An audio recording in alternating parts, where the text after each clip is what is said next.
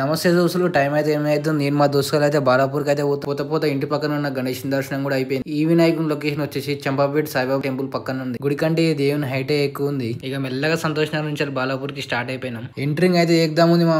ఇదేందని ఆయన చీమల పుట్టల నుంచి చీమలు వెళ్ళినట్టు జనాలు ఇట్లా వెళ్తుండ్రు. అరగంట ప్రయాణం చేసిన తర్వాత గుడి ముందుకు అయితే వచ్చినాం అనమాట. డెకరేషన్ అయితే చూడండి మా, నిజంగానే రాళ్లతో కట్టినాడు, ఎంత బాగుందో. ఈ డెకరేషన్ మీకు ఎలా అనిపించిందో ఒకసారి కమెంట్ చేసి చెప్పండి. ఎంట్రింగ్ వెంకటేశ్వర స్వామి పాదాలతో ఉందన్నమాట. ఈ డెకరేషన్ కి 40 లక్షల ఖర్చు వచ్చిందంట మా. అయితే మా లోపలికి రాగానే ఇది బాలాపూర్ స్వర్ణగిరి అట. సేమ్ స్వర్ణగిరి లానే ఉంది. ఇంతకు ముందే స్వర్ణగిరి దర్శనం చేసుకుని ఇక్కడికి వచ్చిన వాళ్ళు బిత్తరపోతారు అనమాట. సేమ్ స్వర్ణగిరి కాపీ పే చేసినట్టు ఉంటది అనమాట. అయితే మా మొత్తానికి అయితే వినాయకుని దగ్గరికి వచ్చినాం. వినాయకుని తర్వాత చూద్దు కానీ ఫస్ట్ డెకరేషన్ చూడండి మామ. తాజ్ మహల్ లోపలికి వచ్చినట్టుంది. డెకరేషన్ చూడడం అయిపోతే వినాయకుని చూడండి మామ. బాలాపూర్ గణేష్ ఎందుకు ఫేమస్ ఒక్కసారి కింద కమెంట్ సెక్షన్ లో కమెంట్ చేసి చెప్పండి మా. ఇంకొద్దిసేపు వీడియో రికార్డ్ చేద్దాం అనుకున్నా కానీ చూడండి మా, పోలీసు వాళ్ళు ఏం చేస్తున్నారు.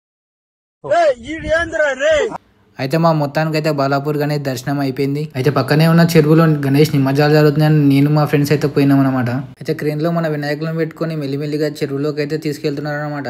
దాంట్లో ఉన్న మెల్లిమెల్లిగా ఒక్కొక్క వినాయకుని తీసుకొని నిమజ్జనం అయితే చేస్తుండు. ఓకే మామ, ఈ రోజు మన వీడియో ఇంతే. వీడియో నచ్చితే లైక్ అండ్ సబ్స్క్రైబ్ చేసుకుని ఉంచండి మామ. మళ్ళీ కలుద్దాం.